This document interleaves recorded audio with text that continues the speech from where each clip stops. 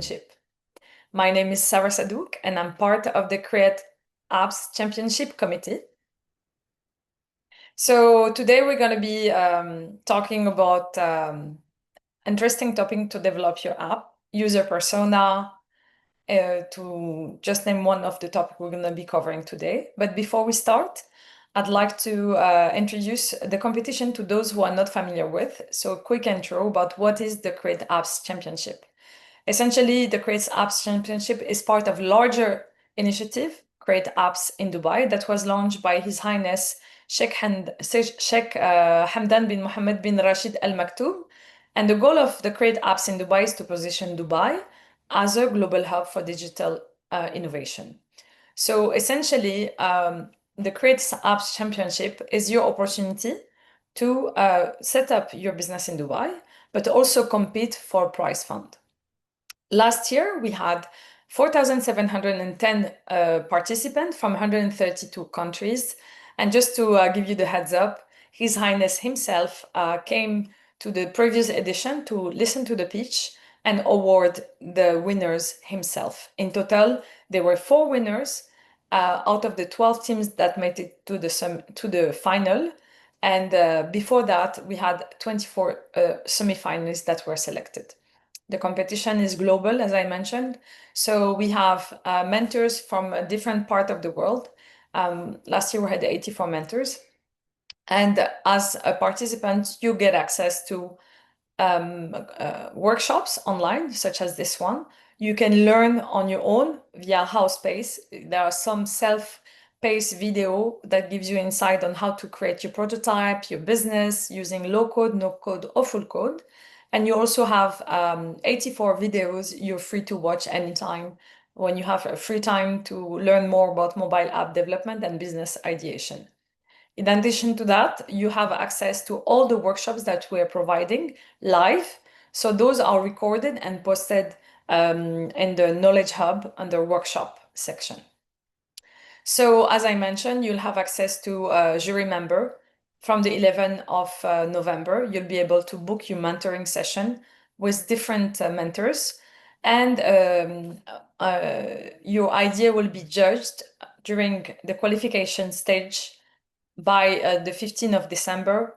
After you submit your app business Canva and pitch deck and video pitch deck, you'll be judged by online jury. Your idea will never be seen only once. It will be seen more than 2 times by different judges. So at the end of the competition, if you're selected to the semi-final, you are going to be trained on how to pitch like a pro in person, like they do in Shark Tank, for you to pitch at the semi-final. Anyway, long story short, the Create Apps Championship was soft launched during the Expand North Star, which is the largest event for startups, tech startups in the region. And we had the champion of last year present their idea. And also, by the way, all of them have launched and they have launched amazing apps that I invite you to download. Mariam will drop the name of these winners and Carmen, who are here on the call, for you to download the apps on iOS or Android. So now today we are going to be talking about how to shape your idea. But before I jump into that, it's important for you to notice key information and key dates. The first is HowSpace is a place to interact with all your users and the community as well, and a place for you to learn. 2, in terms of timeline, from the 11th of November to the 12th of December, you'll be able to book your session with a mentor. And those who are ready, you'll be able to submit your app business Canva and video pitch from mid of November onwards until the 15th of December. It is essential for us to have a pitch deck and to have a prototype of 1 to 2 minutes. Now, those who are asking about the prize fund is of 1 million dirham for the Dubai App of the Year. We have one prize of 1 million dirham, and we have three prizes of 550,000 for different categories. And those categories are youth app, most innovative app, most impactful app, and longevity. If you have any question regarding the competition, tomorrow we are hosting a call with all of you for us to answer all your questions about the competition, and you can also drop your question on the chat here. So without further ado, I'd like to introduce you to the team who will be running the workshop for you today. Elmo, Andrea, and Christina. You have met them before for those who attended the workshop, and it is our pleasure to welcome them once again today. Elmo, Andrea, and Christina, the floor is yours. Please.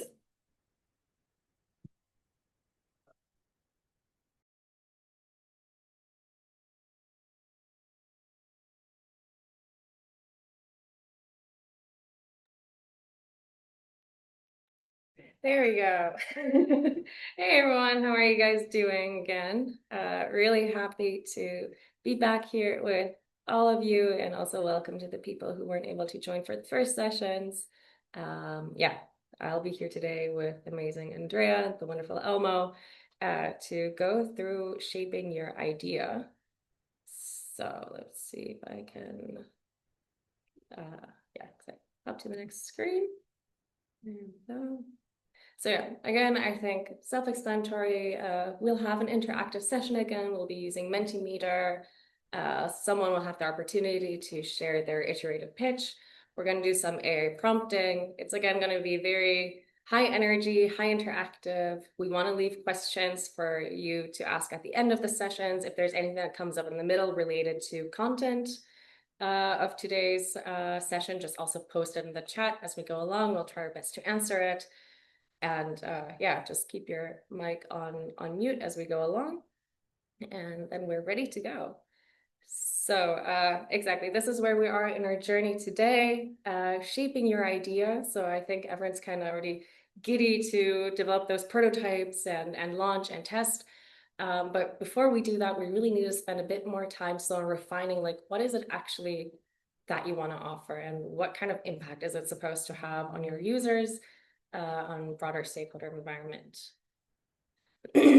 So again, also as a quick recap, what is actually the end goal, and what do we want you to deliver at the end of this competition? So what do we need to, or what do we want you to submit? So first of all, the app business canvas. I hope that's very clear, meanwhile, to everyone, that we want you to have a very differentiated and focused proposition, answering all the questions that are on that canvas, with a really solid MVP and an underlying business model.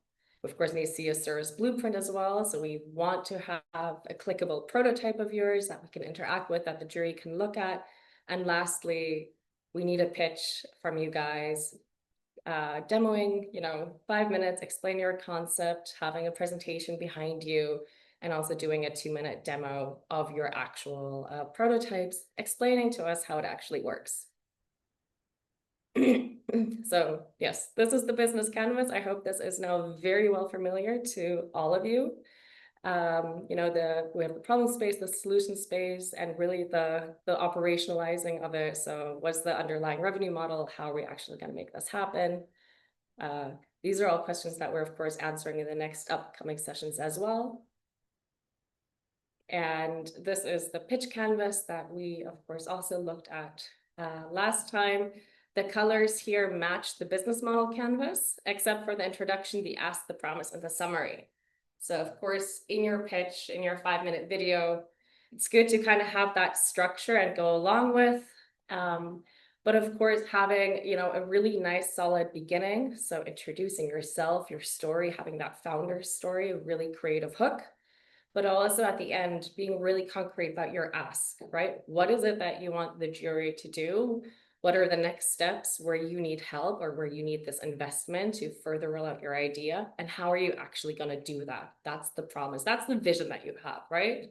And then one sentence summary of, why they should believe in you, and why, you and your idea and your team are really worthy in investing in. So that, of course, aside, that's the skeletal structure. What else do we need? We already discussed this as well last time, but as a really solid, quick reflection, make it personal, make it creative. You don't have a lot of time, so make it very clear and very relatable, understand, evoke empathy, show them how great their idea is and how much value it brings to your community or the people that are interested in it. You don't have a lot of time, so there needs to be good flow. There has to be focus. Again, bringing that creativity, it has to be believable. We need to really see that you and your team have full understanding of the situation, that you fully believe in your idea, that it's fully going to help them. And the end, you need to have a very specific ask so that people can easily say yes to it and invest in you to help you grow. That all being said, of course, to do that, understand who's in your audience, right? Who are you pitching towards? Think about that while you craft this narrative. Write it down in 10 sentences like we did last time. And as we go along within these next weeks, continue to enhance it, spice it up, make it more creative, practice, and really, think about this, engage, influence, motivate, feel, think, do. That should also be the underlying structure of developing, your pitch. So I would say, let's do this again. Let's take 5 minutes to write down your pitch in 10 sentences. Of course, we've already done this last time. If you still have your sheet, feel free to spice it up to make changes to it. And I will start the timer now. See what you can do also based on, the research that you've done, the insights that you've gathered, other developments that you've worked on it. What can you do to make it better if you haven't started at all? You have a try now to do it as well. And after these 5 minutes, we'll share one pitch story as well.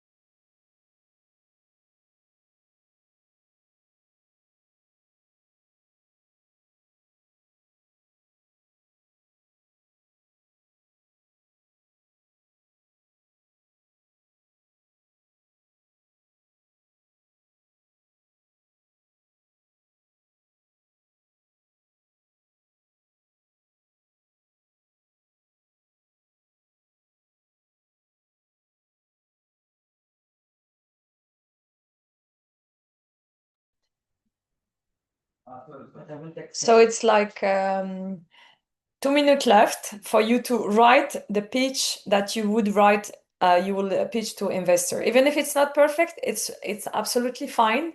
Just focus on writing down your pitch in 10 sentences. It will get refined over the course of the next weeks for you to start from that. So if it's a perfect pitch, well done.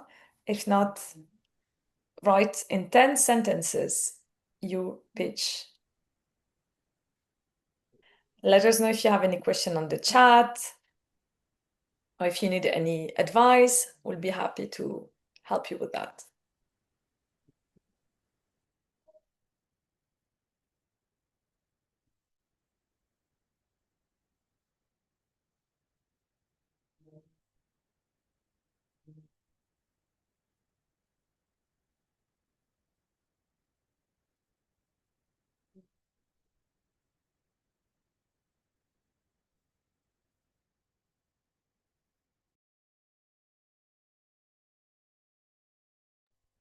One minute left.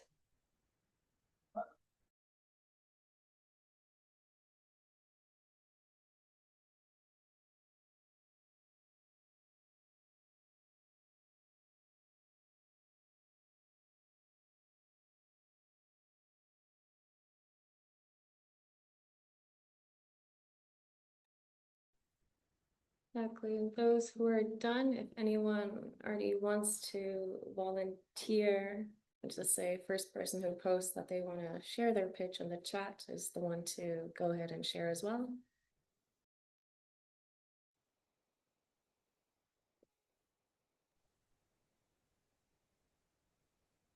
Elias, you wanna share the pitch? Elias Zenansi? I already did it last time, so maybe Okay. So we'll give it the floor to someone else. Who wants to volunteer? Nela? Or Jawahir Al-Shamsi? Rada also first wrote her pitch in the chat, but maybe you want to also just read it once or, present it to practice. Yeah. Okay, so Ahmed Rabia. Yes. Okay, the floor is yours. Hello, everyone. Actually, my application is called Blood Link. Actually, it's digital platforms that connect blood donors and hospital and patient in real time. Actually, currently the world is facing, shortage for blood donors. Actually, it's not easy to find someone who want to, for example, type for blood A or blood B. It's not easy to find, and so you can ask your friend. Your one question: should I explain it for myself, or I need to read it? Is that 10 things I already As if you're send it on chat? pitching it. So imagine this is Shark Ah. Tank and you're pitching your idea. Okay. So actually, it's blood language digital platforms that connect the blood donors and hospital and patient in real time. Currently, the world facing this blood shortage actually, and that the cost lives in every day. So blood link, it's a system actually, and not depend on manual coordination on social media. Like ask your friend, post on social media if someone has, for example, blood A or blood C, and maybe you can check with blood bank in your country or hospital. So it's not easy to coordinate all this, and it's every time, every minute, it's cost.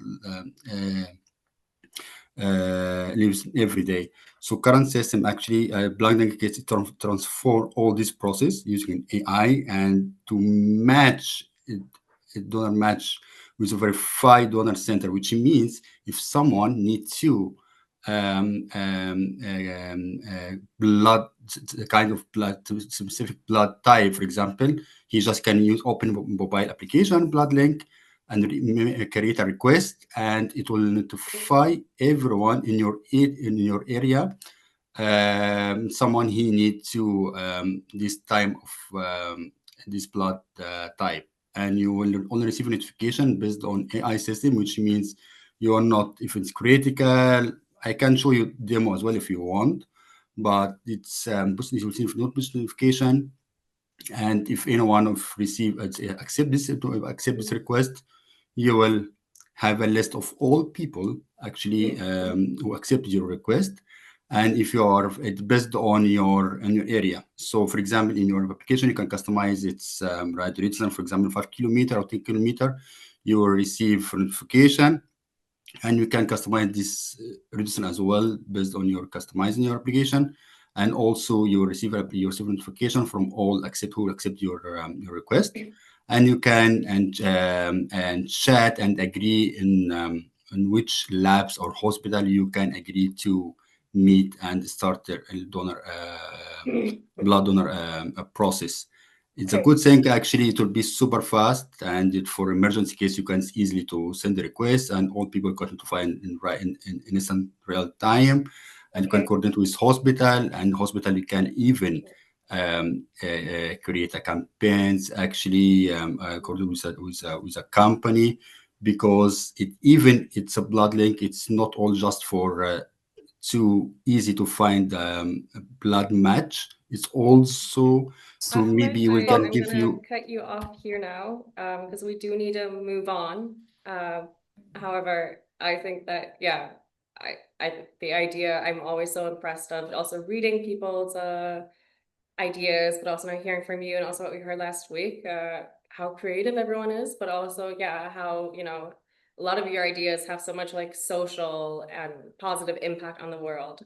And I really, about your pitch, really also love that you already included a bit of like a vision or a mission statement that we want to make this available to all people in the neighborhood to share and provide information on health concerns, or even on blood sharing. That was really nice. I would say, because you really don't have a lot of time. 5 minutes go by so fast. Here now, of course, for the sake of the webinar, we need to be a bit faster as well to move on. But I think you already have a really solid start. Just make sure, to keep the people hooked, your investors, so let's say the jury hooked, and make sure to, at the end, have a really strong, articulate ask and promise. But overall, yeah, really great job. Wonderful idea. Yeah, really nice. And We'd really love to I hear just more. I add to it, it's very brave of you to come and present, your idea. Yeah. So for now, even if you want to refine it in shorter sentence, you can, and you can ask the help of AI as well, just so it's very impactful to build on what Christina is saying. Thank you. Yeah, so Thank for you. now, we do need to move on because we still have a lot to cover and a lot to do today. But we'll do this every week. So if you want to share next time, be fast on the chat and the spotlight will be yours. So yeah, today is all about shaping your idea. Indeed, from the business model canvas, this is what we'll be focusing on. So already last time we really looked at, a bit of the problem, the solution, but now we're really deep diving into the solution, understanding the key differentiators, exactly what are currently also other solutions out there, competitors. That's something that we touched upon last week, but we'll continue building on it this week while we continue, enhancing the value proposition, but also doing a few other things like personas. This is what we'll really tackle in the pitch canvas. So at the end of this session, plus the homework that you'll do, so to say, these 4 areas, those sentences, so to say, should be, nailed down, almost finite, and really have a good flow. So before we start, we wanted to hear from you guys how research went last week. So of course, last week we talked all about, exploring your idea, doing research with AI, but also doing user interviews. So we thought we'd do a bit of sharing. We have this Mentimeter code. So let me see if everyone is in, and scan the code on your phone, and then we'll hop into it. Let's hop to the side. Next slide.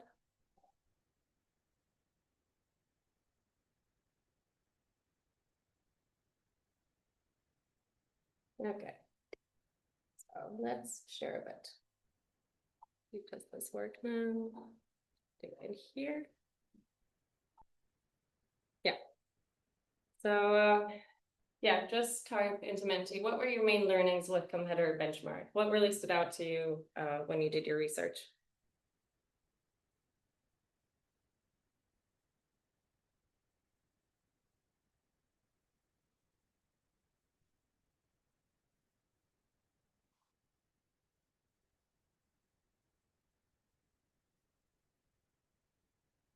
Nothing yet, but Emily might have a question if you want to post that in the chat.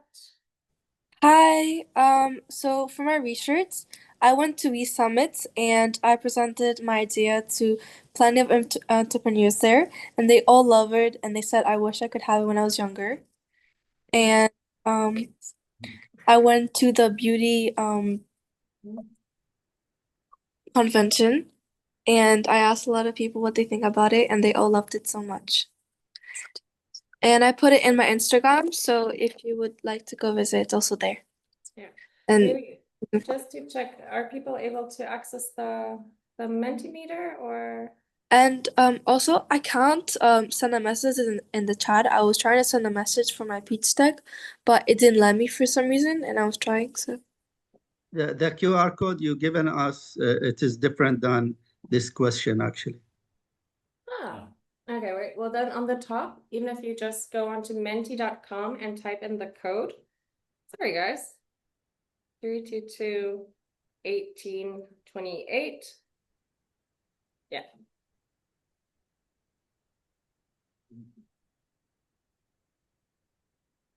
Let me put that in the chat. as well. Actually, it is the persona. What is a persona? That's the code of Mentimeter for this question.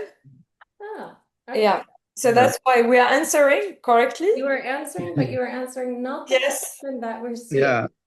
Yes. It's totally different thing, you know. Yeah.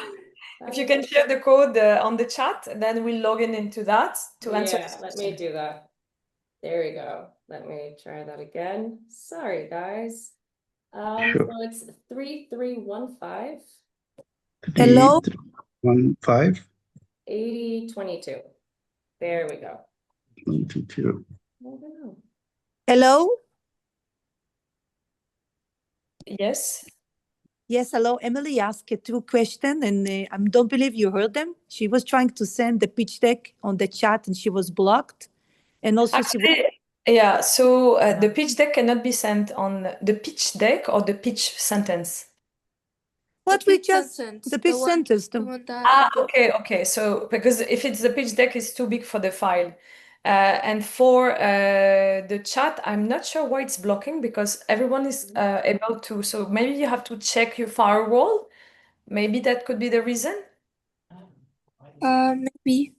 It's Yeah. not- We're just testing it out. We're just trying to Interesting. send like. Even one, Oh, okay, okay, it worked. okay. Yeah. Okay. Great. Super. And the second question was?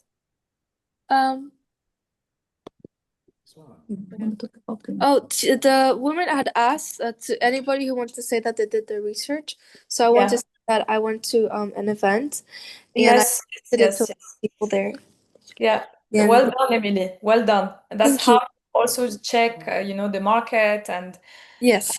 who is doing what, so you can have a clear understanding of your competition. And also, remember last week I'd asked you if if you could help me build a community, and you sent me your email. I Yeah. had sent I had sent 2 emails, but no one We haven't answered. received it, so maybe that's why we haven't received it. The Oh. email. Yeah. I'll try again, and Yeah. we'll see. It was the address that they gave. Yeah, it was the one that It was the address. address that you gave us. Emily sent 2 emails.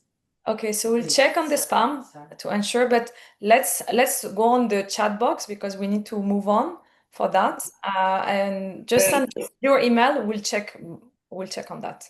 Okay, thank you. Thank you, Emily. Now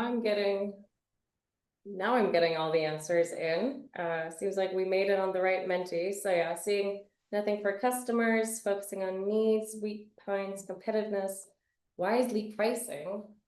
Yeah, those are all really interesting and good insights, things to discover during competitor benchmarking. We also wanted to ask you, what did you learn about your potential target users and their needs? So yeah, you reach out either to real users, but also to people in, via AI. What stood out to you there? Multiple pain points. Okay. Yeah. Can I proceed? For my users, they're going to be the parents for my pitch and the schools and all service provider in the education process, actually. Yeah. Also seeing, concrete use cases, need reassurance, multiple pain points. Yeah, so indeed, you also discovered that, the versatility of users, so to say, and that there's, a lot of diversity that we need to dive into. Really nice. Moving on.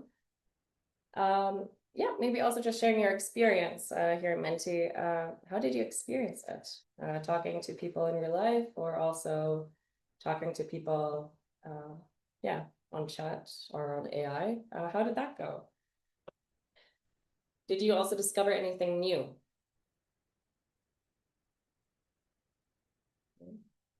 Understanding better. Patterns, yeah, that's a really good one. I think that's also what we mentioned last time as well, is that even if you only talk to maybe even 10 to 15 people, you already understand that patterns start emerging and that things come up. You need more time. Yeah. That's also often the case with research. Of course, please also continue reaching out to users in the upcoming weeks. So it's not, of course, that, week 1 is done and your research is done or complete. You'll continue, or hopefully you'll continue reaching out to users as you develop your apps along the way, right? Okay, more ideas, uncover more cases, understanding their issues. Yeah, so it's all about empathy, right? And really understanding where are people coming from, what do they need, what are their pain points, discovering that a lot of people share the same things and the same experiences. So really nice, you guys fully nailed it.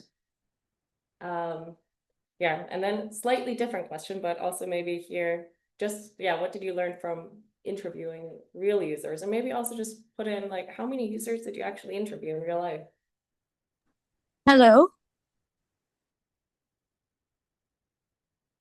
Someone interviewed 3. That is already a good start. 10 new case studies, new perspectives. How to offer your service. That's a really nice one as well. Understanding, understanding what's going on. Hello, sorry, I have a question. I'm trying to raise my hand, but I can't find the hand icon. Apologies. Just a quick question. So I'm developing a mobile game that is meant to also serve as a therapeutic game. So now, where do I find, people to interview from the therapy angle point of view? I mean, I can find plenty of people to tell me whether the game is fun and so on and so forth. But where do I get to interview people? I mean, I need to go into, I don't know. Well, I mean, the option is, of course, if it's about therapy, is of course, if you have any, therapy or therapist contacts, of course, you're dealing also with a lot of confidential information here. But if you have an access to a network of therapists, for instance, that you can reach out to, but also potentially contacting a clinic or a hospital and seeing if you can just ask, go there and ask a few people a few questions. Often also, depending on who your target user is, right? So who's your target audience? Is it My target audience is Wait, anyone. excuse Yeah. me, Zara. I just need to be the timekeeper.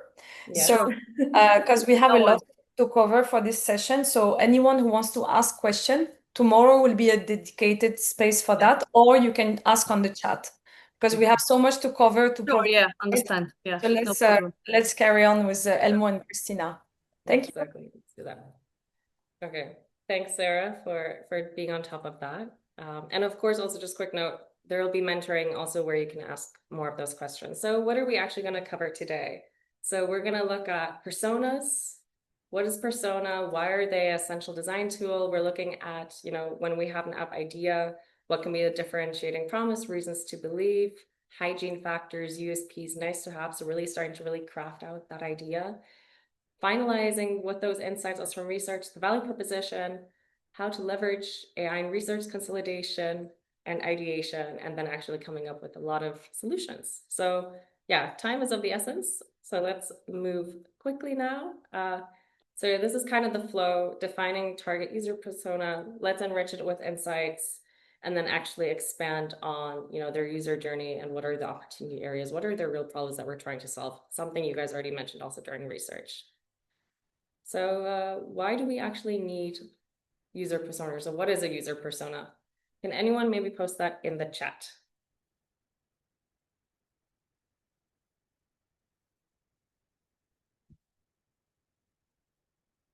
What do you guys think is a user persona? And if anyone's looking it up on Google to post in the answer right now, that's cheating.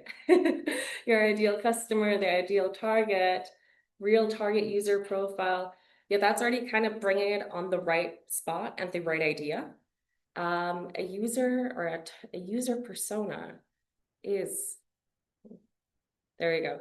It's a persona of your typical user, right? So it's really a characterization. If we imagine what is your ideal user, who's that as a character? And so it's supposed to be a fictional but very realistic representation of a user group. So we need to do all this research ahead of time to really build a deep understanding of who they are, who are they representative.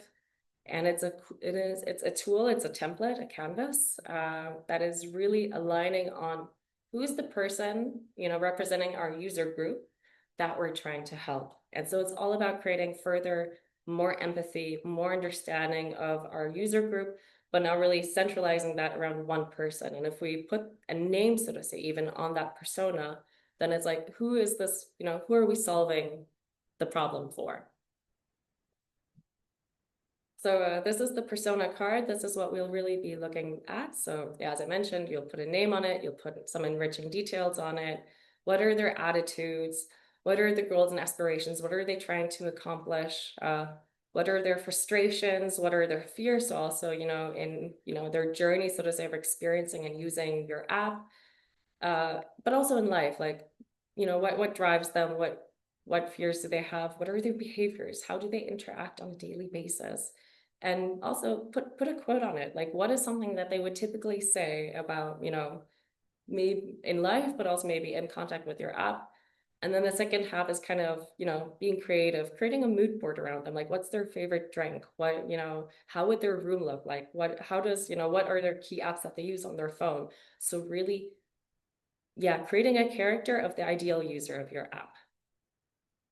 We, of course, also, we are looking for behavioral drivers. So a user is not just a demographic, right? It's not only male, 50, likes coffee and has 4 kids and lives in Dubai and works at, a big 4 and likes to work out and so.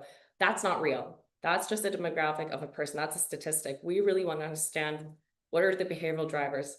That 50-year-old man, let's call him Dave. What makes him think? What makes him tick? What makes him get out of bed out the morning? Like, really having that deep understanding of also, why they're doing certain things and why they have certain needs. So it's really about personal, societal, and cultural values. What are their personal, traits? Like, what are their little nicks, their habits? What are they dreaming of? And what are their goals in life? So really, creating a character almost in a book. So to really develop a persona, you need to look at, or like having it as a representation of, your target user group. You also need to have an understanding of, typical demographics, like, what age range or would they be in, what nationalities, what brands do they use, what are their hobbies, jobs, what are their family situations, so on and so forth. So it's really, developing a full understanding of who they are and what they do. So we thought, let's try this together. I really hope that the Menti works now, but I'm not sure, but let's let me share my screen once more. There we go. So again, Menti 3315 8022. So there we go. Now we have it. So perfectionistic is an example of what?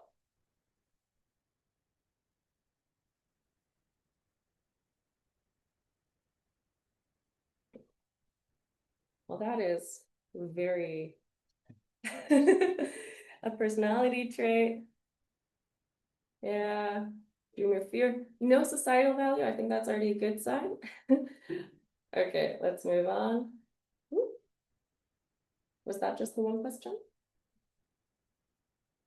Okay. Well, it is indeed actually just a personality trait, but I think also in the way that you see it, it could either be a dream or fear, of course. The dream for perfection is definitely there. Let's see. No, it's already moving on. Okay, our mentee today is bugging it. But that was already, yeah, a good capturing of, yeah, of, you know, one characteristic of, yeah, of a personality trait. You guys are definitely very much on top of that. Let's move on here. So yeah, this is kind of how a filled out persona card would look like. So we have this example now from Kareem.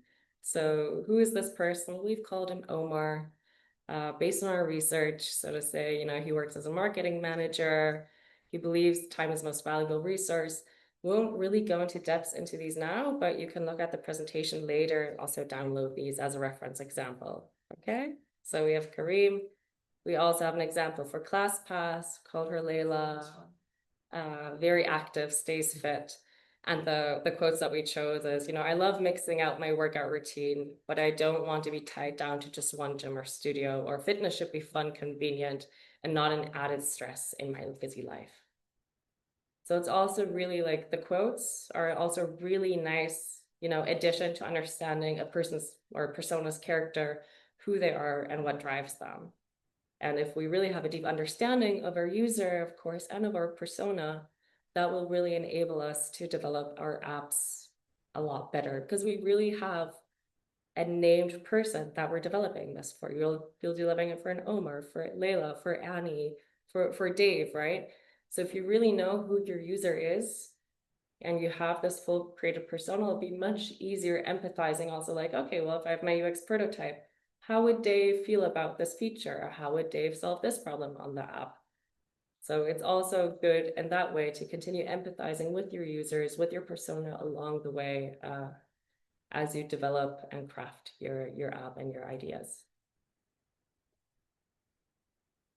That being said, we are wrapping up the personas now. That was really just a quick deep dive intro. If you have any more questions, feel free to ask later, and we'll hop into finalizing the value proposition now.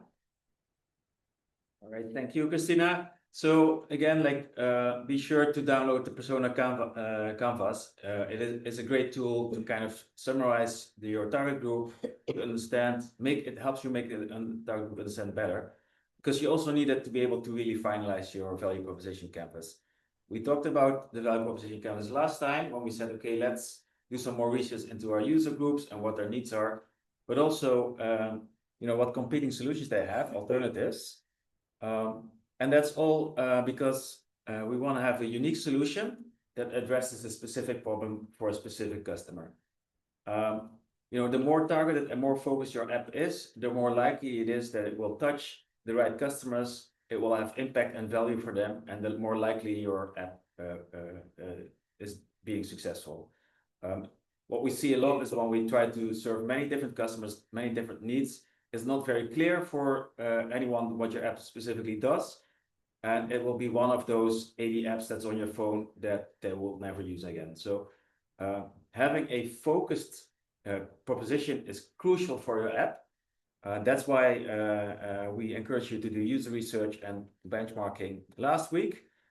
With that information, now it's time to finish that value proposition, right? So you could say that if you look at the value proposition canvas, which by the way, you can also download from the competition platform, that in our research, we were looking for who is our target customer, the customer insight, which is the problem we're solving and what is competition. And we can use that now to do the bottom part of the canvas and focus on what is a differentiating promise and a solution. So let me explain that to you. So the differentiating promise is almost like a single sentence that explains not only what your app solves, but only why it does that better or in a unique way. So you will typically have a sentence like the only app that solves this and this issue, or maybe the fastest app, or the easiest app, or whatever makes it different. Sometimes we restrict it to a certain category. We say like, okay, it's the only app in the UAE that does this, or it's the fastest banking app. There might be other apps that are not banking apps that are equally fast, but at least we are the banking app that is the fastest. So we're always looking for a word in that sentence that tells us like why this app is better than alternatives. So that's, and you can only formulate that obviously if you know what need you're solving and what the competition is doing. Otherwise, you cannot formulate this sentence. This sentence is very crucial to have. If you don't have that sentence, you don't have a differentiating app. That sentence is part of your pitch later on, so you need to have this sentence, this differentiating promise.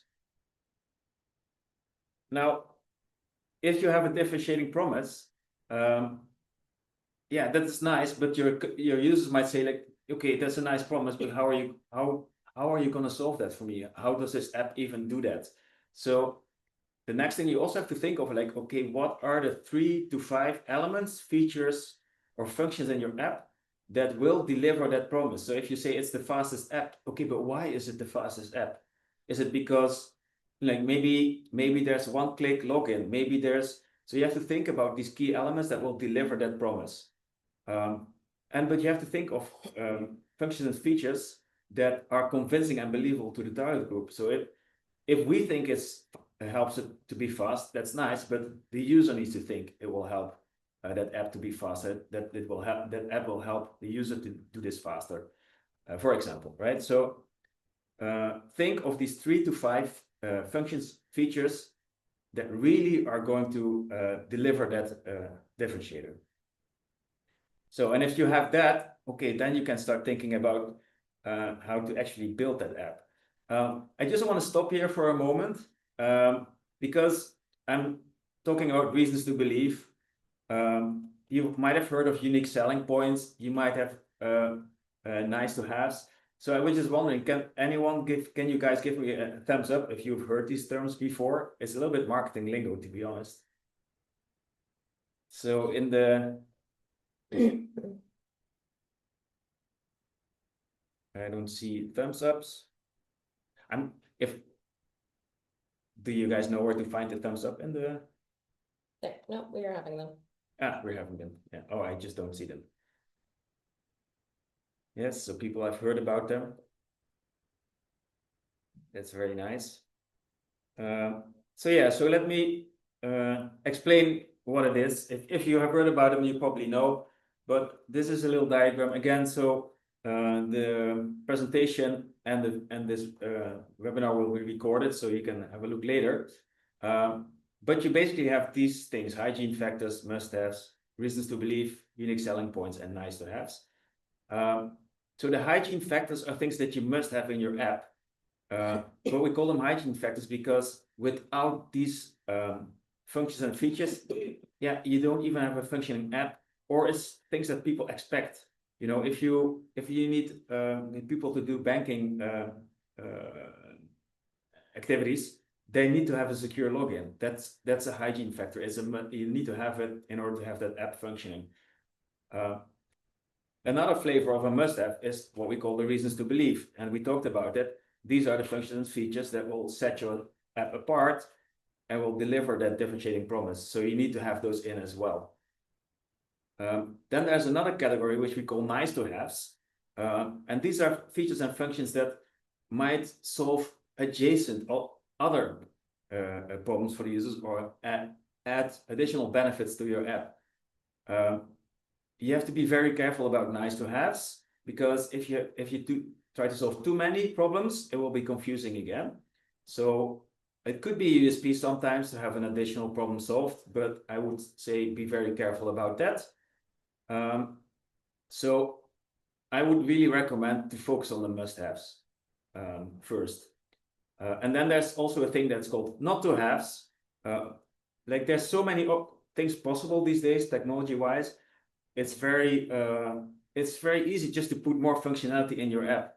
But again, be very careful about that. If it's not a must-have, try not to put it in, because it's going to distract the user from, okay, what is this app doing for me? It's going to make the experience of using it bad. So focus on the must-haves. So it's really important to think about, what do I have to have in my app to have a functioning app? And what is the minimum that users will require or expect? And what are the functions and features that are so special about my app that it will deliver my promise? Focus on those two things and you'll have an impactful app. Right. So we're gonna do a little switcheroo. It should work now. So let's give it a try. If the next.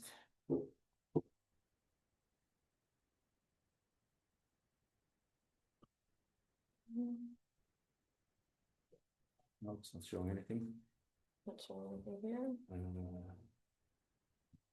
So I need to stop sharing. Awesome.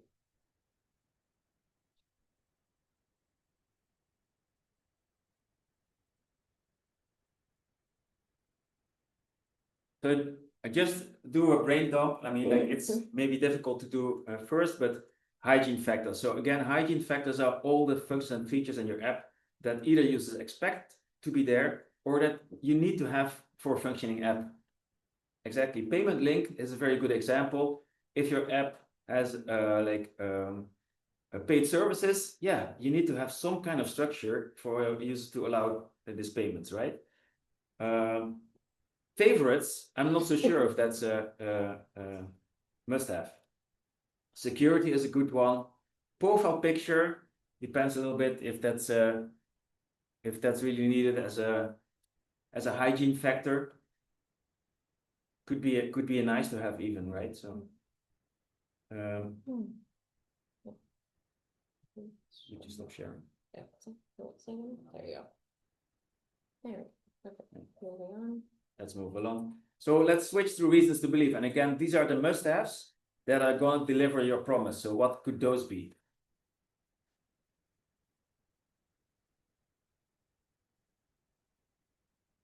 So just put your thoughts in the Menti. Verified profiles. Yes, so if your promise is that you're the most secure app and the most trustable app, yeah, then you might have things like verified profiles. You know, helping a big problem is not a feature, so it needs to be more concrete. Fun, if you like, fun is not a function or a feature, so try to make it more concrete.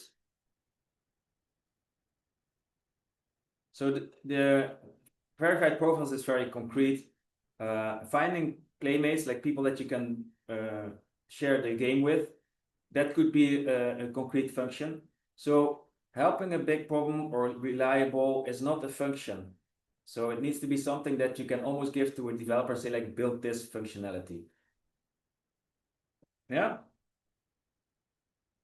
So maybe think of nice to haves. These are things that maybe, you know, you don't need necessarily for the app to function, or it doesn't really contribute to your main promise, but, you know, could improve the user experience.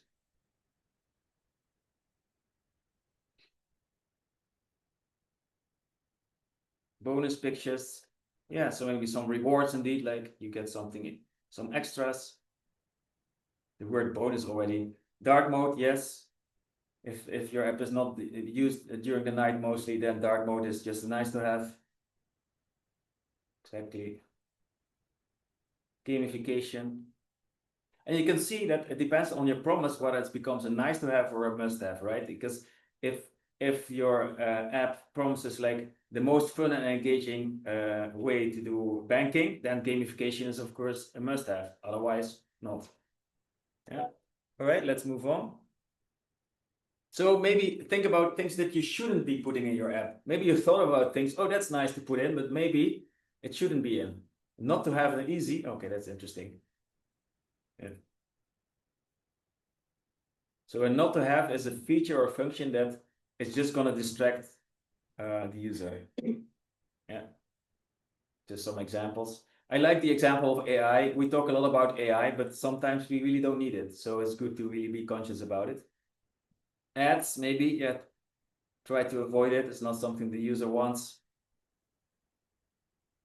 Too many functions for sure. That's what we call not to haves. Yeah. So thank you so much. We're moving on. I'm gonna go back to my presentation here.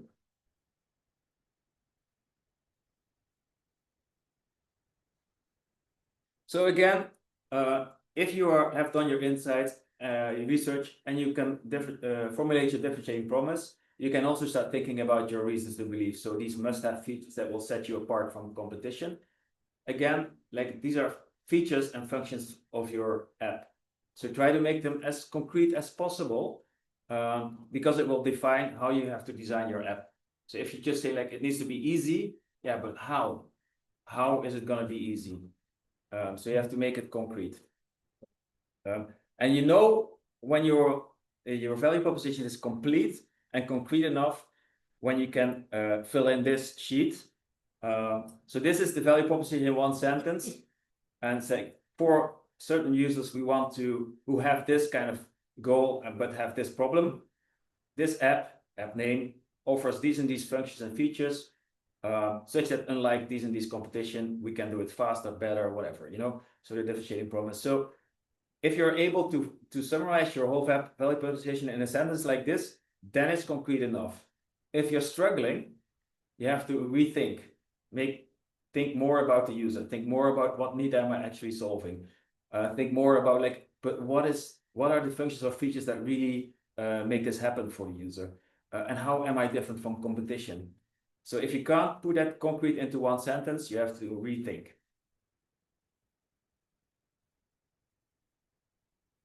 Yes. So I'm going to skip that right now because of time. So I'm going a little bit back too fast here.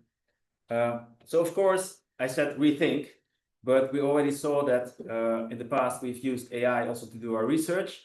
Now, AI is a powerful tool to help us also think and summarize things, right? So we have all these ideas, we have our research, but there's also a way to do a little bit faster. So we can use AI to consolidate our research, but also we can also use AI to help us formulate that value proposition canvas, to help us formulate like, okay, this could be the promise, the differentiating promise. These could be key must-have features.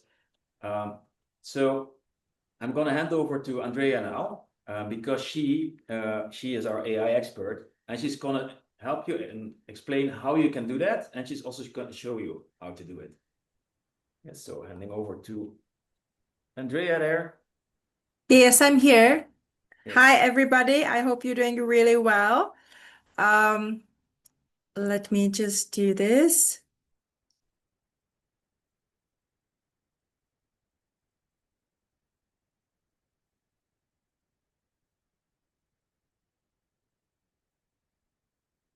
Hope you can all see my slides. I'm today with two computers, so I can talk to you as well on the side. So just give me thumbs up in the chat if everything is working. Perfect. You know what? We've been on this like for 1 hour. Can I just all of you ask just to put your hands up and stretch a little bit? Come on, guys. You've been sitting now for 60 minutes. Let's go. Oh my God. This was long 60 minutes, right? Just stretch a little bit. You know, we all need this. You know, hands up, hands down. You need that. Okay. So I will do two things with you. Once just a recap what was supposed to be done last week. I hope all of you did it. Please do some comments on the chat. I can see them today.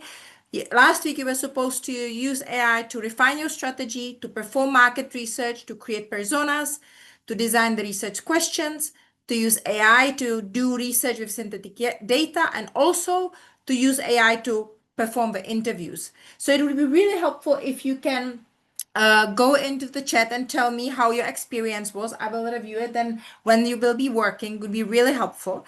And what we will be doing today is two things in nutshell, even though you can see three boxes. So I will show you how to consolidate all the findings you have, because I'm sure that you have, the real research from real users. And I love the example from the VE convention. I was there as well. I hope you enjoyed it.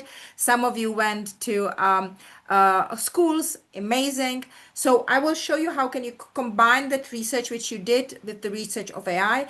And the second exercise is how to enhance the value proposition canvas. So I hope you're ready. I hope everybody's in front of their computers. This time we will put the prompts into the chat. They are much shorter, so you don't need to come up with the prompts yourself. It's really an exercise. Just to remind you, last week we've been talking about the perfect prompt anatomy. So every time you do a prompt in any kind of system, if it's to use your user UI UX, if it's to do your research, if it's to do your enhancement, always think it, give it a role and context, feed it the data which you already have or the constraints which you want it to do, and ask it in what format and what output you actually want. Do you want a table? Do you want a strategy paper? Do you want a picture? Do you want a video? Whatever it is. So always remember it. It's like a muscle in your head, which you need to exercise every single day. And if you do a good exercise, you know how it goes. Muscles grow and then you look absolutely fabulous. And so will your outcome of your AI prompting. So number one task is to consolidate your research findings and enhance your value proposition canvas, right? So number one, we have these three areas, and I will now put the prompt inside. If this will work properly. I'm actually on my son's computer. So let me do this. I'm on my son's computer. I will put it in right now. So as you can see, for the consolidation value proposition enhancement, I'm giving it a role and say you are product strategists who just conducted a full scope market research. So you did that, right? And your job is to review findings and give them to the team suggestion how and why enhance the existing value proposition. So you don't only want the AI to tell you I want to enhance it, but why do you want to enhance it? Why I can make it better? Then you need to give it a context. So I would assume that you have all your documentation, or you remember last week we created the project in your ChatGPT. So that should have the history already. And I would also add the value proposition canvas that you created. So give it everything you have, the information about the competition, the market size, the outcomes of the real user interview, the outcomes of the synthetic user interview, and the current value proposition canvas. And of course, what do you want it to do? You want it to review all inputs, create a full research document, and bring up 5 key findings per research type. So what do you want ultimately to give it to you in a table, which I usually prefer, but if you want it in a different format, it's obviously up to you. So I am saying, okay, give it to me in a table. First column, give me the original value proposition canvas. Second column, suggest what changes do you want. Third column, tell me what would the new value proposition canvas look like. And fourth column, tell me why do you want me to change this? Why these findings from all this research I made and you helped me make is that I should consider the changes to what I was already having. Everything clear so far? Some thumbs up there?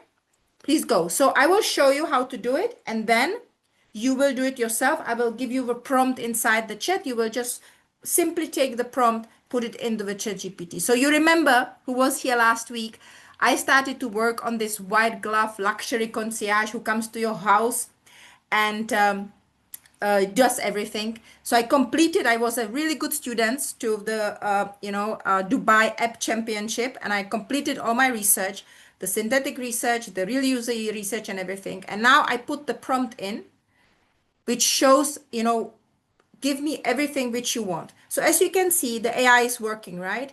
It gives me the different research findings from all the research which I did, from the consumer interviews, for market opportunities, from the real user interviews. It gives me insight from the synthetic user interviews, and then gives me also the current value proposition findings. Then you remember I gave it multiple tasks to do. This is the important one, right? In the end. So it gives me these 4 columns and say, okay, what was in my original value proposition canvas in terms of the gains, the pain points, the reliefs, the products, and so on. How did it look like?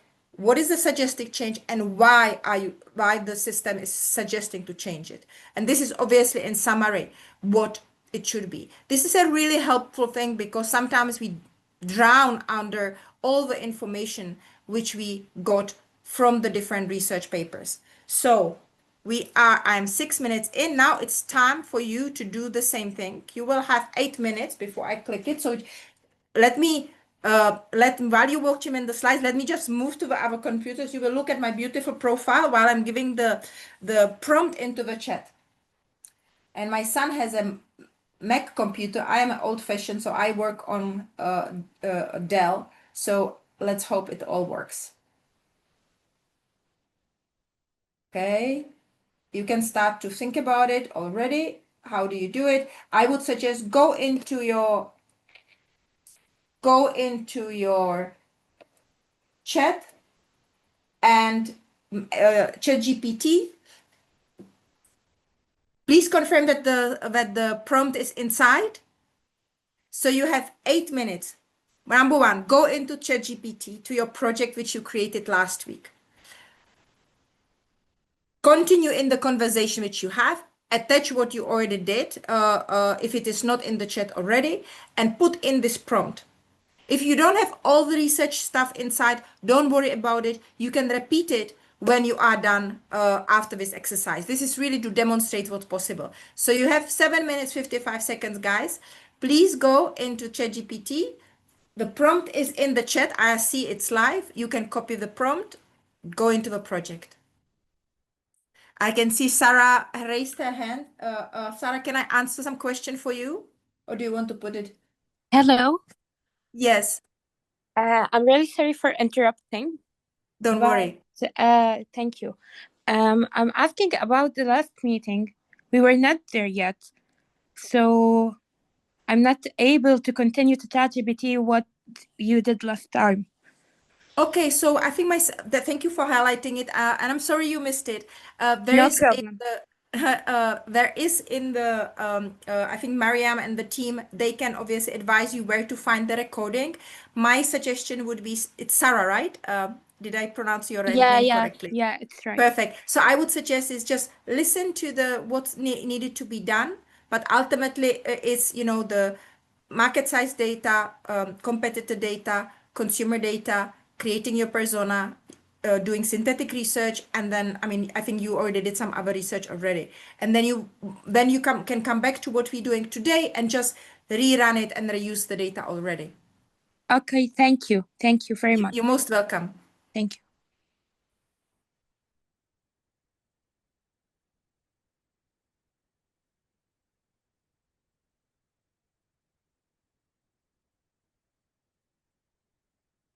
Oh, thank you so much, the team, to put the recording quick link. You can see it, guys, there. So whoever wasn't here last week on Wednesday, you see that's how it's important to be obviously in every single session because we continue. Do please download the documentation and the presentation and listen to the session. Thank you so much.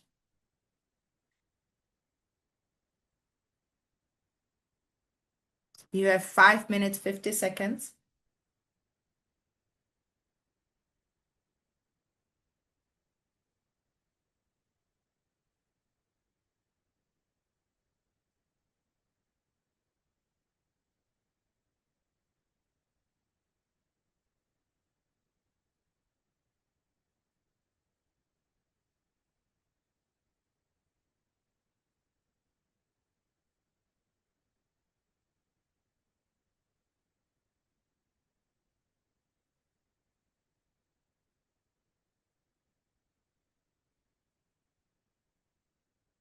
And please read everything which you come out. I will definitely like to ask you when you're done, what happened and what surprised you, and how did AI help you to enhance the value proposition canvas?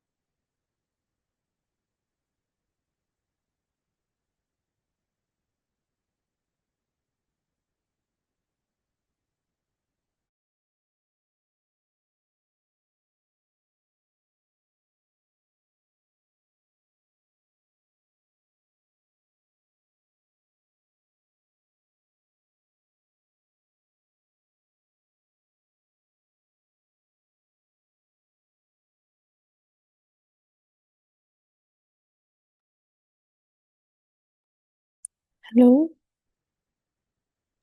Yes, I can hear you. How can I help? Hi, I am Wadima. Just today I joined the Zoom. I am confused. I am not really know what I have to do, and it's not open with me the workshop or something. That's I think this is, first of all, welcome to the session. It's lovely that you dialed in.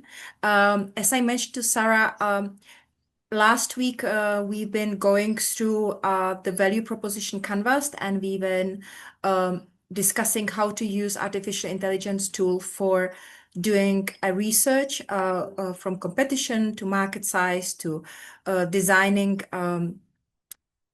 interview guides for real user interviews, and also how to use them for doing interviews with AI, which is called interviews with synthetic data. So the data are obviously the one which are on the net. And this week, we obviously using what was done last week to use the AI to synthesize all the work which was done by yourselves and then update and enhance the value proposition canvas. yeah. But I face difficulties to open the website or the worksheet. Oh, I am sure that Mariam and team, is there somebody who could help? I am not able to help you with that, but I'm Okay. sure the team is. There is a great team Okay. behind us here. So, ladies, can somebody check the link? It Thank you seems very not to much. work. You're most welcome. Thank you. And welcome.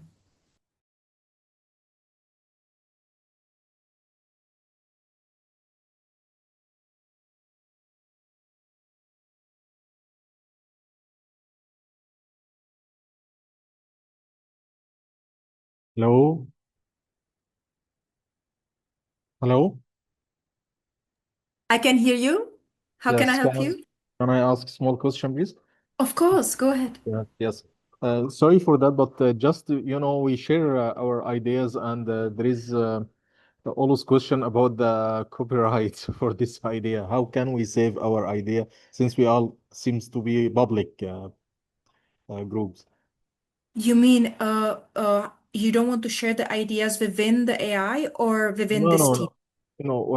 I mean within the groups here, just the some I don't need to share the full idea, so I just No, need to keep 100% something. not. No, no. And of course, I think that as the team said, you only should share if you feel comfortable with sharing. If you're working on something which you think it's, will, I'm sure everybody's ideas will change the world. And but I think it's really up to you if you want to share whatever you're doing here. It remains in your own personal area. And if you don't want to share the output and the revised value proposition canvas, please do not. Okay, okay. I'm just Thanks. helping you to enhance it and make it better, and obviously help you to enhance the great idea you already have and make it even more spectacular. And maybe later on we can share in one-to-one session. I think it's a little better one. I think it's a great idea to a great question as well. When you book your mentoring sessions, I would highly recommend to share your idea with your mentor because he or she can then help you to enhance it, discuss, debate, be a sounding board. So that I definitely think it's a lovely opportunity for you to have a sounding board besides of the research which you already did. Okay, okay. Thank you so much. You're most welcome. Okay, guys, 4 more minutes. Please in the chat if you are already.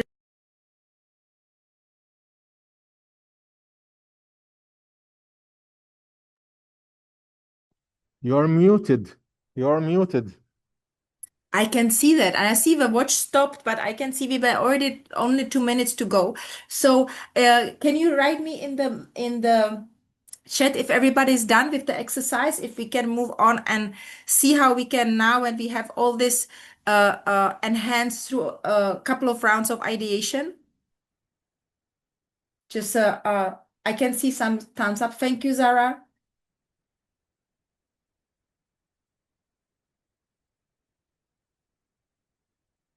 Perfect. I can see some more.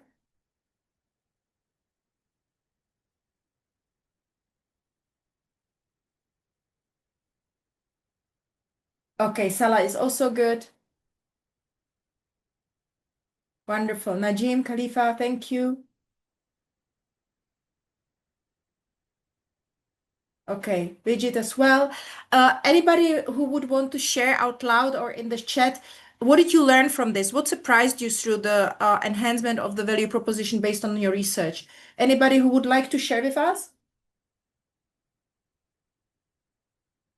Just put your hands up or nice points I got. Expected to contribute billions in GDP, uplift automation, region with high SME density. Very nice. Thank you for sharing. Great insight. Anybody else wants to share what surprised you? What did you learn?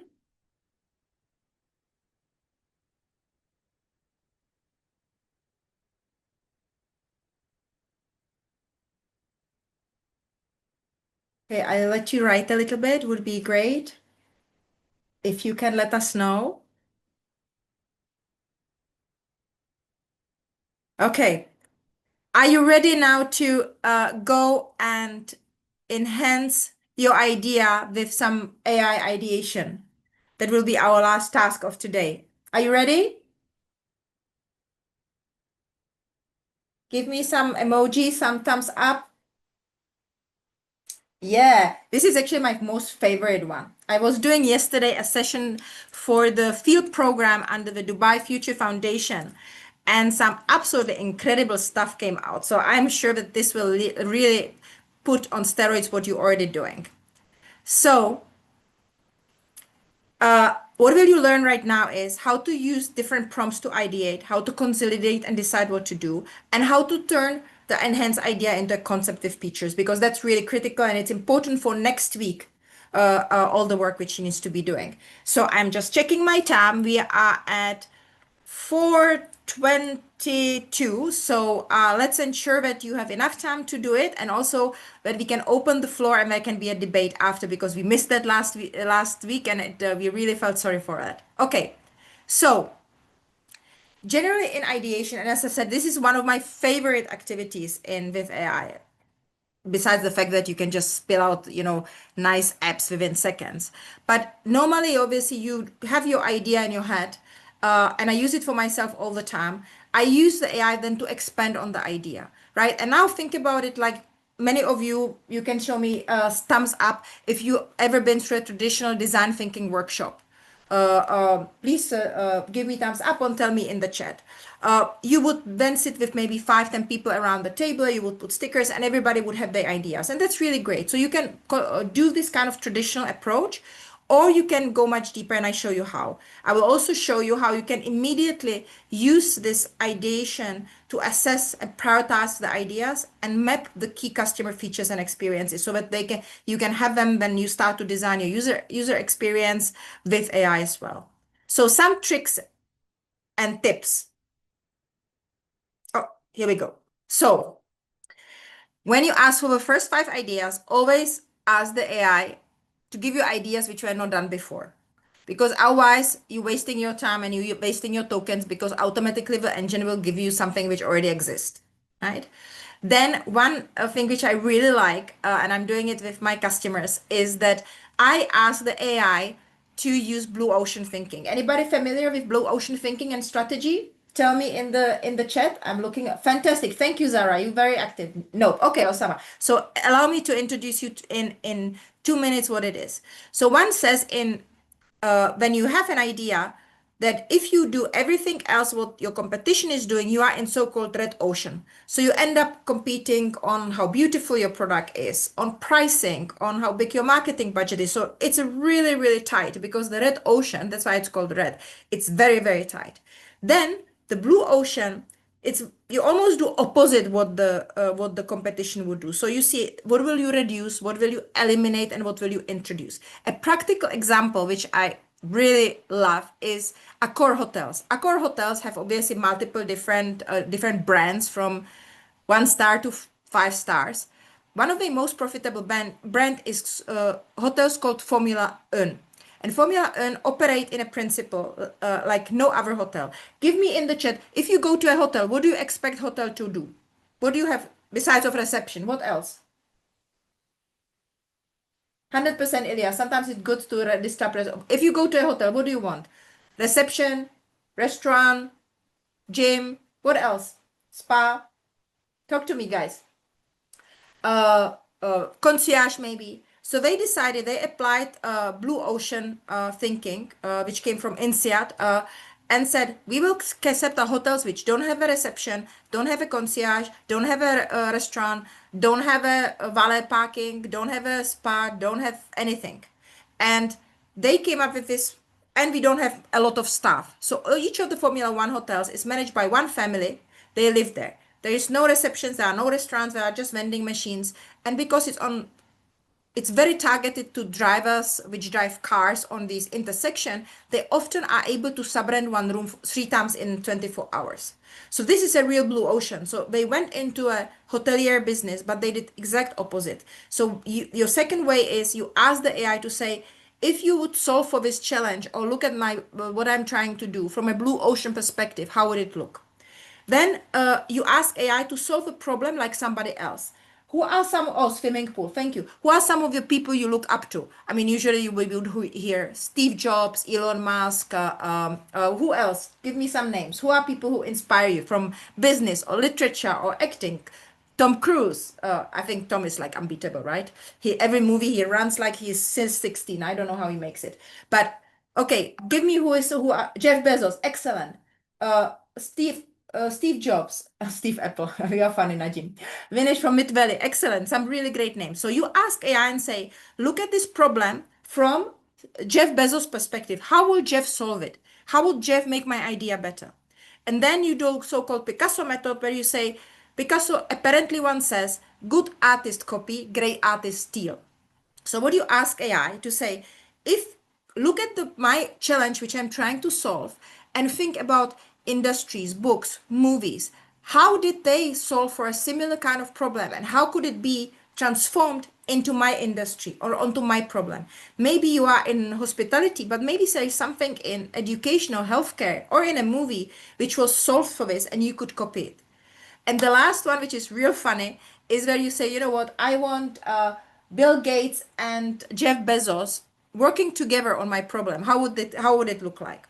So it's real fun. It's really amazing. What you come up is, it's really, really good. And please don't forget it even for the future. Every time you want to make your solution better, use this. It will blow your mind. I cannot share what came up yesterday from the session I ran with Dubai Future Foundation, but some of the ideas blew my mind, right? Okay, so now let's enhance what you're doing through AI ideation. So this is the prompt which I will put into the chat. I hope this will work. Yeah, perfect. You can change the names inside. I'm obviously saying you stay in the same chat and say, you finished all the research and value proposition canvas update. And I want your help now to help me to enhance my idea and make it better. Assess the impact and effort and help me outline the top critical features I need to move into a prototype design. I want you to do 2 things. First, give me enhancement to my ideas using following approach. Give me 5 ideas which never been done before. Give me ideas inspired by industries. Give me ideas taking the brains on of Steve Jobs, Elon Musk, Jensen, Huang. I am just saying, I just put men in. I am a woman. I feel very embarrassed. To all the ladies, I apologize. I will put some female names next time. 5 ideas applying blue ocean thinking and ideas where you will have 2 people working together. Create a table with all the ideas during this phase created, description how it will work, and bullet points. So this is your prompt. You obviously please change the names based on the people or change the prompt however way you like it. And let's try it together. Please do not forget, this is just a showcase. When you are doing this with much more time than now, 8 to 10 minutes, you will obviously need much more critical thinking. You will spend much more time reviewing. You will probably run multiple rounds, and each round you will run separately. But I just want to open your mind to see what's possible and to help you find the best solution for the challenges you're trying to solve. So I hope this one is working. Let's see. If my screen, oh yes, okay, so you can see my screen, right? So I finished where I finished with the value proposition canvas.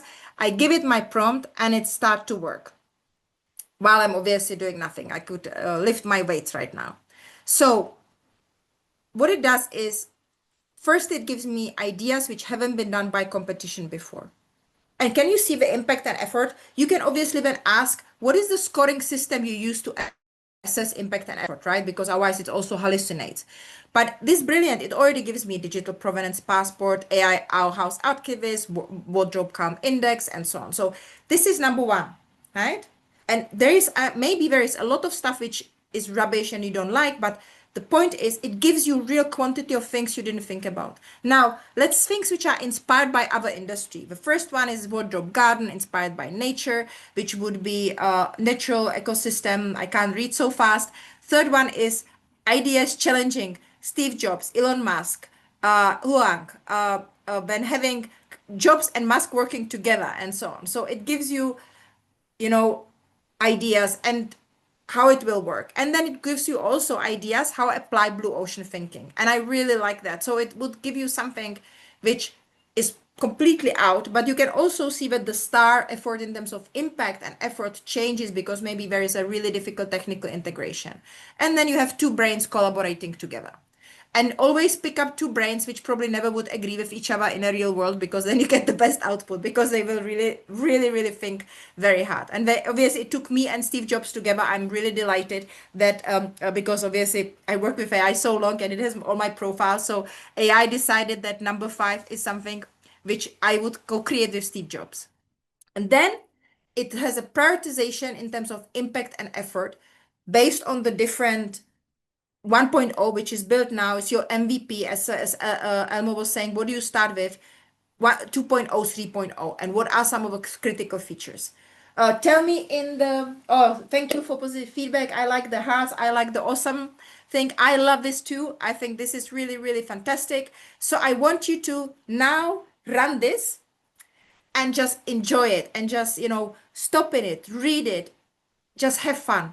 And for the people who were not here last week, what you can do, you can still use it. What I just suggest, forget the research part which you didn't do. Just put in and describe what is the idea you're trying to do and what is the problem you're trying to solve, and then use exactly the same prompt and you will see what will come out. Okay, guys, 8 minutes is yours. Go.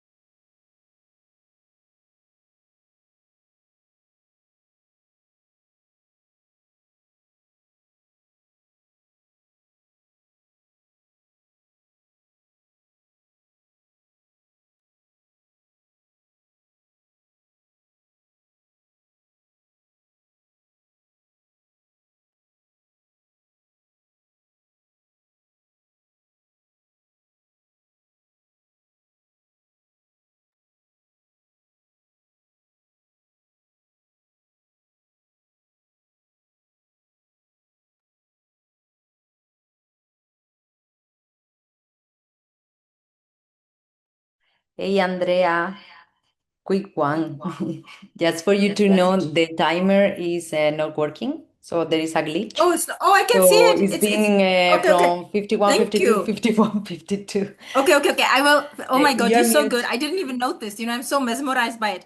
Okay, I will give 4 more minutes. If it's okay. I think we are like 3 minutes in, right?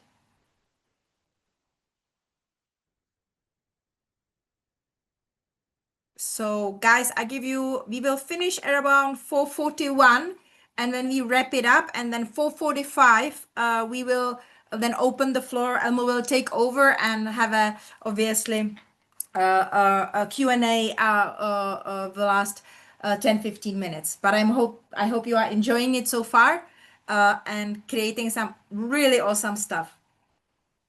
Thank you to tell me that the timer wasn't working. It's okay, no worries.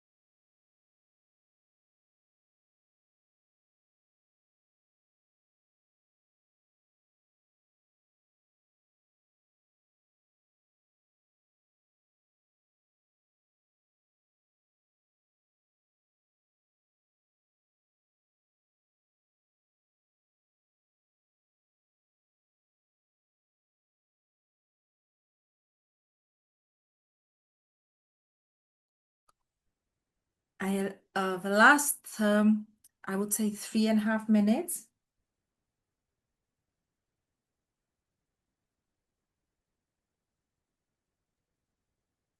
Was so amazing, actually. I got so many new ideas. I am so happy that you I couldn't love wait it. to put on your microphone and share, Yeah, I love it. I love it. Do you want to say what did you love about it? It brought me things that I never thought about. So, like using AI to give a story generator of what we are doing, like what is the user is doing in my app, which is very, very nice idea, actually. Amazing. I'm so happy. And thank you for sharing. I can hear the excitement in your voice. I think that Yes, I makes my am. day. I am. I'm working on my app for since January this year, and these things will make it even more promising. Fantastic. That's why we're here today, and obviously with the team on the entire journey to help you to successfully create an application. Okay, guys, I would like to thank you, Sabrina, for your feedback. Really happy it helped to all of you. As said, I really love this part. It always just surprised me with what's possible and what my brain didn't think about. But it's super important that you are in the loop as a human, because you always need to validate. Because don't forget, AI does hallucinate. AI is always trying to make you happy. So especially when you ask it to do assessment of impact and effort, and we didn't do it today, but I suggest have a pre-aligned scorecard with how would they assess the impact and effort based on what criteria. You should approve the criteria, right? Okay, I would love for you to finish and just write in the chat or similarly, sir, I forgot what who was speaking because I can't see your name.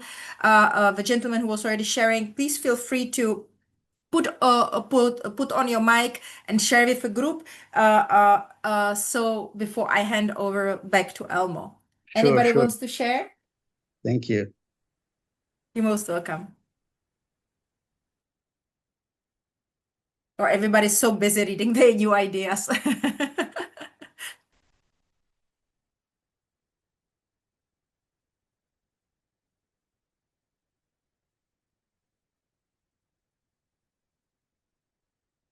Okay, guys, you really need to finish. I know this is so exciting. Once you start, you can't stop. It's really like Instagram scrolling. It's never ending. Salim, I can see smile on your face. Again, thank you for having your camera on. How was it for you? If I can pick on you and ask you, how was this experience? Do you want to tell us? You can put on your mic or you can write it in the chat. It's very Oh, efficient, thank but you. I just want to add one note, please. If someone asked the AI to get idea has not done before, how the entrepreneur or or as a product maker would get the belief to execute this idea? I mean, as a product Excellent. I executor. love the question. So use the AI as well. Okay. I must have the believing in my idea before I even started to search the market. No, 100%. It should help you to think through it, right? And maybe it gives you a lot, but you say, you know what, I like it, but maybe this could work for 3.0 or something, right?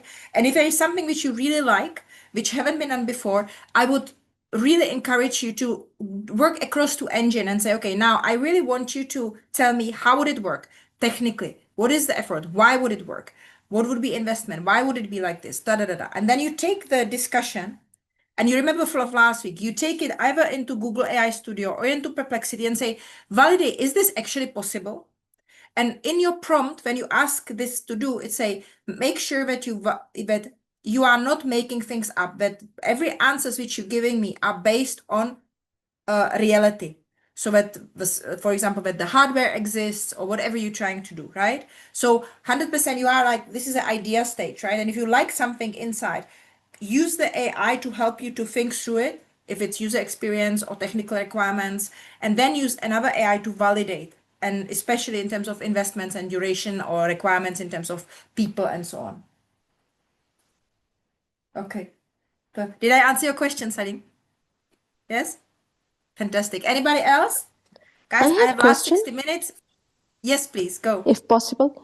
How can the person to be protect her or his idea from AI, ChatGPT? Because sometimes sharing or to be keep it or not Yes, to I understand copyright, what you mean. So yeah. 100%. So if you are that's a risk you need to decide if you take, right? If you are on a public model, then your data is used for training. It doesn't mean, but don't forget, AI is not like human that they would read and they would see. Yes. AI operates in tokens, right? So it's a most probable next token which would be assigned to whoever would, maybe 1 million people will ask the same question, right? And again, it will never give the same answer. If you have the professional subscription, then you can operate on the level with the AI, but none of your data is used for training. So it really depends if you are a public user. But I can tell you, I just have a plus subscription or pro subscription, and I use it every day because I can say one thing, and I'm sure the organizers would also confirm, is that idea is only worth as much if it's done and executed.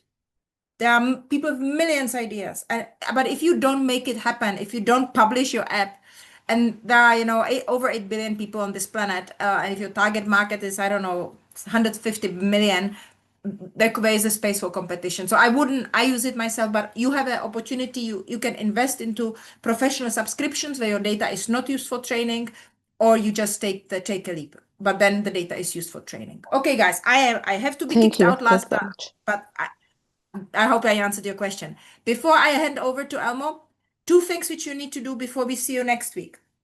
Please enhance your ideas through multiple rounds. This was real sprint, right? Have a clear concept with the main features and experiences. When you settle on the MVP, work with the AI with your teams, whatever, how you do it, to say, okay, what would be the main feature in my 1.0, or I call it the minimum viable lovable product, right? So it shouldn't be only viable, it should be also lovable by your consumers or whoever you're solving for. Have understanding what it will make to make it, this, what can make it to decide what will be your MVP. It's very important. And decide what your MVP is. That focus what you're launching with, it's super critical. And then, already start to work on your system prompt for the next week for your design. And with that, I will say bye from my side and stop sharing. I hope you enjoyed the session. I hope your ideas now taking over the world. And I'm handing over to Elmo. Thank you so much, guys. I see you next week. All right, thanks so much, Andrea. That was a roller coaster of AI and idea generation. If anything for this session, you need to remember is, ideation is great, and AI can help you a lot. We often have one idea that we think is the best in the world, but when we open up our mind a bit, for instance, also using AI, we find new ideas, additional ideas, or maybe even better ideas that we had before. But before we can go into ideation, it's also very important, like we said in the beginning, make sure you have a focused user with a focused user need, and that you think about how you're going to solve that user need in a differentiating way. You need to be able to formulate that to have a successful app, to have an impactful pitch, etc. So having said that, I want to spend some time to give the floor to Q&A. We're going to do it like this. So put your questions in the chat so we can have a look at what questions come in, because often at times people have same questions, so we answer it once. I already saw one question that was asked earlier on, which is a very common question about personas and users and user needs. So what if my app actually has multiple users? And that's very common in the apps these days. So if you think about Kareem or Uber, that app has two distinct user groups: the people that need a ride and the people that use that car to provide rides.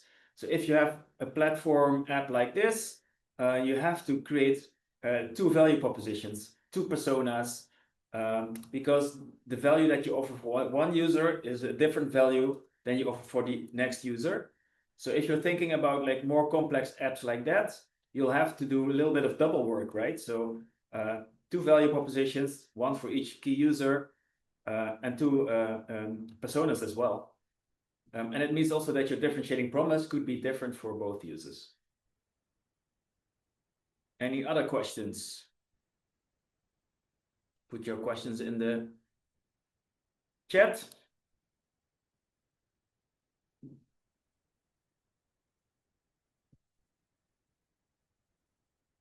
If not, apparently everything is super clear. Sorry, I have a question. Yeah. So you said we need to create, if we have, let's say, 3 different types of user personas or user segments, we need to come up with value proposition and differentiating promise for each of those segments. Yeah. Yeah. I'm a bit confused. How will these 3 different value propositions and differentiating promises will roll up into one as a business, as a into our pitch? Would it not sound too much, for the listener, for people who have no idea what I'm doing, and I need to present it clearly enough so that people on the receiving end can understand what this is about? So how would you advise to keep things simple? I would choose then the one, I would organize your pitch around that user that has the biggest needs, that has the biggest value, right? So, or the user that is most relatable to, for instance, if you think about Uber, you can create that pitch in 2 angles. You could say we have this in Saudi Arabia and in the Arabic region, the weather is way too warm. So if I need to go from one place to the other, you know, I always need a car, but parking is getting a mess. So, and you try to sketch that issue, like, okay, so if I want to move around, it's really hard to do it. If I need an instant ride, so how can I solve that in a reliable way? So that's one angle. Yeah. And the other angle you could take is like, hey, I have this car, I don't use it a lot, I have time, and I'm looking for ways to make a little bit more income easily and without any hassles. So these are two very distinct uses. So you could, whatever is more relatable and whatever seems to be the biggest value add, you use that angle for your pitch. I want to add to what Emma was saying, a practical examples, right? A couple of years ago, I worked on a big project for Hajj and Umrah. Whoever is not familiar, Hajj is obviously the biggest pilgrimage where people go into Saudi Arabia, and Umrah happens throughout the year, right? It's about 15 million people throughout the year. Okay, so there are multiple different target users, right? One was the banks, which would have pushed the application towards their consumers, and then there was the pilgrims, the users who actually would use the app itself. So I think that what my learning was, and we failed miserably, because what we did, we really focused on the end user itself only on the person who would do the pilgrimage and on the aggregators, right? But we underestimated that actually the decision power, if our app ever will work, lies with the issuers, which are the banks in Saudi Arabia. So I would recommend from my personal experience, and I had this on multiple different projects, you look at the target persona from two angles. Number one, target persona from a decision and buyer perspective. Is that persona the one who will make it and shake it and decide if your app will ever see the day of the light, like in my example with the banks? That's one. And the second lens is look at the personas from a user perspective, what Elmo was describing with Karim. Great example. You have the drivers, you have the shops, you have the people who drive Karim. So you, from a UI UX perspective, you have obviously the people who are the main driver, the main persona is me, because I'm ordering the car, I am sending you money, I am, you know, buying some food, whatever I'm doing on Karim every day. But you need to think about, you need to make it really easy for the drivers to be able to accept the rights and then take the cash out, right? For the merchants, if I come and I pay with Karim, it needs to be easy as well. So always look, when you look at the persona is a decision maker for my solution to be able to go live. And then if you answer that good, then the second level is, what are the type of user personas I have inside, and what do I need to think about in my app so that it's seamless and, you know, beautiful and whatever you're trying to achieve. I hope it makes sense to you. I'm working now on my personal solution where I have two user personas, which are parents and children. And I need to think about it very differently. I have a youth advisory board for the children because I'm not child myself for many, many years. So I have actually children who are co-designing the children part, and then I have parents, right? So both you look at. So I hope it answered your question and it's helpful. Yeah, thank you. Yeah. Again, please put your questions in the chat. Salim, if you put it in the chat, it's a bit easy for us to manage, because otherwise there's a lot of people on the call here, and if we do every question individually, it might not be as engaging for everyone. So please put it in the chat. Also, I want to highlight again that as of November 11th, there's a wide range of mentors and coaches available for you. So you can book the platform, you can book your 30-minute slots with Andrea if you have questions about AI, but we will also have UX UI designers there. We'll have people that are experts in pitching. So if you're thinking like, which angle should I take for my pitch, get one of those mentors. We have mentors that are very good at like the business model. We're mentors that are very good at like, okay, how do I tune and make this value proposition even more focused? So if you have these specific questions, please make use of the wide range of mentors that is available for you. So looking at the questions. Salim, you wanted to ask something and you're not, Yeah. you're busy writing. Just speed it up, it will be Yes. recorded. Okay, I want to ask a question about the whole process from ideation to the production. It may take a long time, and nowadays we have tools, AI tools that can create products by prompting create application. So if I go in the path that from the ideation to the production with a long time, it may be months, and someone else could get the idea and create the application using some AI tools. So this is a positive point or a negative point for me. No, Yeah, I so think it's you are very right. I give you an example as well. So I was working on a solution for parents and schools, right? Day one, I worked with AI on the strategy and on the positioning. Day two, I used a Lovable and HTML protocol and ChatGPT to create both of the prototypes. And day three, I went to pitch it. And now it's in development. So ultimately, what you're saying, it's 100% right. It's speed is critical. What used to take 6 months, 9 months, but what is important in this process as you go, choose the right tool to use, right? If you want something which is just informative, maybe Lovable is good, also based on how do you want to store the data, what type of processes you want in the back. If you want something which is more developer driven and has much more integration, Replit is fantastic, right, for hosting as well. So but I think you are right. You have now just a couple of weeks to go through this, and by end of this whole process you should have an app, because with AI you are able to obviously work on it and do the UI UX and publish it and test it and do all of these much faster than you used to be in the past. Really, it's hours to days to not months anymore, right? Another Thank you. idea about the speed. Sorry, Salim, we really need to okay. move on. I would like to Sorry. Just put the question in, Salim, and I will look on it and maybe I can answer in the chat, yes, while somebody else. Put the questions in the chat so we can answer offline, and otherwise you can always do like a mentoring call, and then we can really deep dive the topic. Yeah, that's a great idea. Thank you for suggesting it, Elmo. So what I want to wrap up with today is like, I hope you're still in the Menti. So we do a little knowledge test just because we've given you a lot of information. So let's see whether we were successful in giving you some new angles. Click forward. So if you're here, I'm gonna click forward. A lot. So, no. Okay. Sorry. Where did it go? You just go. Went all the way to the beginning. Yeah. Anyway. Let's put for some.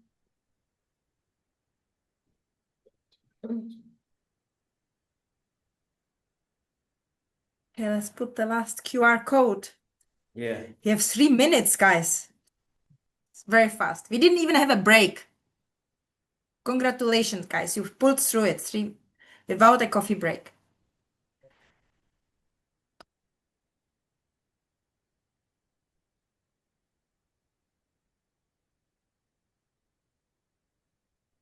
Set. Yeah.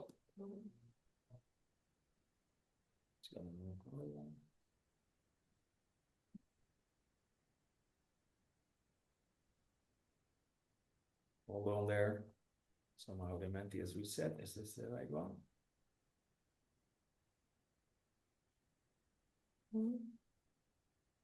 Yes, the knowledge test. So no, this is not it. Yeah, so that's it. Yep. Persona. We tried to explain what a persona was.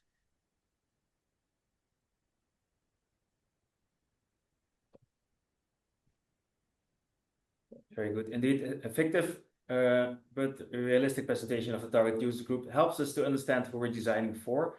It also helps us to communicate, for instance, if we have to work with developers, to make clear to them who we're developing for, right? So create a persona for your own understanding, but also to engage others in your project. So differentiating promise, what would that then be?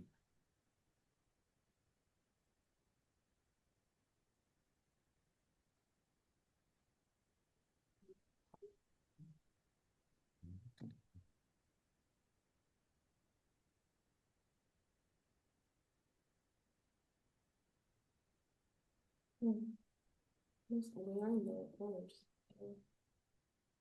24 answers. Yeah. Okay. Let me share instead. Why does it go? Does it go to the beginning all the time? Stop sharing. Yeah. There we go. Okay. Yes. Yep. There we go. Yes. So what I see is very good. So a single sentence on how your app is unique in solving a specific need. Unique compared to competition, obviously. So you really need to know your competitive landscape in order to formulate your differentiating promise. And you'll need one. So we have a differentiating promise. So what would reasons to believe then be?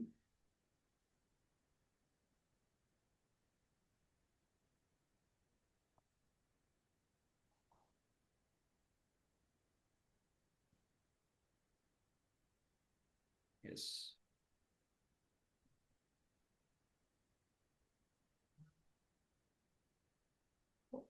Very good. So everyone understands this. And I'm happy that you understand this because it's crucial for your app. So having these features that make your differentiating promise real and credible and will deliver that promise, you need to formulate that because otherwise, next week we're gonna actually design the app. So you need to know, okay, these features need to be designed into my app. These are the key features that need to be there. Other features we don't need. So it's important to be able to formulate that in the coming days. So here's a little example, like a secure login and payment system. Is that what is it? A hygiene factor, a must have, a nice to have or not to have. Very good.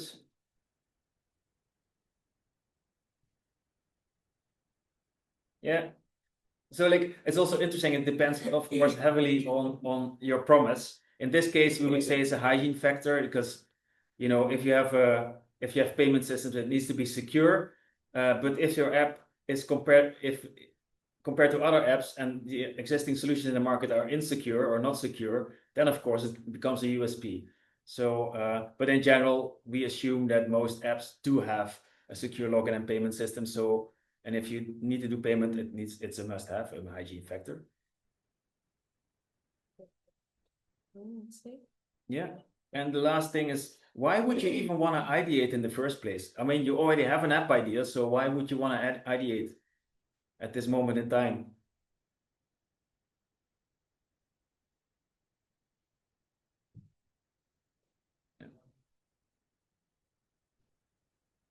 And also there I see the majority is saying on answer number 2, exactly. So we all have our limitations in how we think and how we look at the world, but there's many different perspectives. First of all, the user's perspective, but always good to give yourself a little bit the luxury of choice and take some time to expand horizons, have a little bit more ideas, enrich your ideas.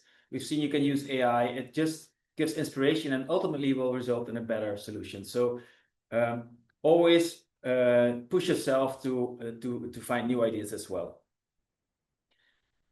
All right. So with that, thank you so much. I want to wrap up. So this week, make sure that you collect your research, that you fine-tune your value proposition canvas specifically on your promise and your reasons to believe.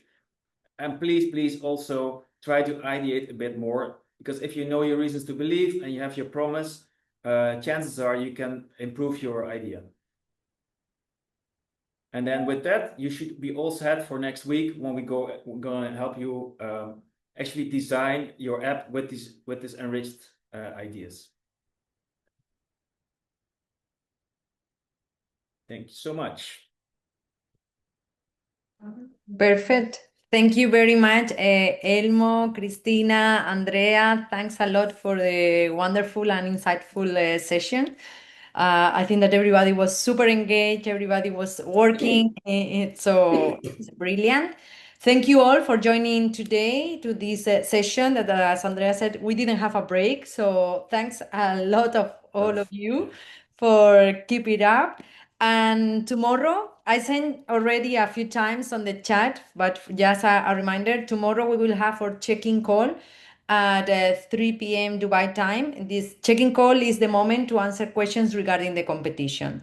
As Andrea and Elmo already pointed, if you have any question regarding the workshops or how to develop your business model as well as your prototype, the tools that we are using on the sessions and the way to move forward, for that, obviously take advantage of the Q&A time that we have at the end of each workshop, or to book sessions with them as soon as we open for mentoring sessions. So in one point of the competition, we will open the mentor circle. It's a space where participants can book one-to-one 30-minute slots with mentors. So just for you to know, but that will be very, very soon, but it's not open yet. So now take advantage of the Q&A at the end of the sessions if you have questions to ask today. So for the rest, we'll see you tomorrow for the check-in call. And next week we will have workshop 3. I also shared the link to register. So please don't forget to register for next Wednesday, same time, same place, 3 p.m. Wednesday. And we will go into design and prototyping for impact. So with that, wish you all a very nice week, and all of you who Happy learning!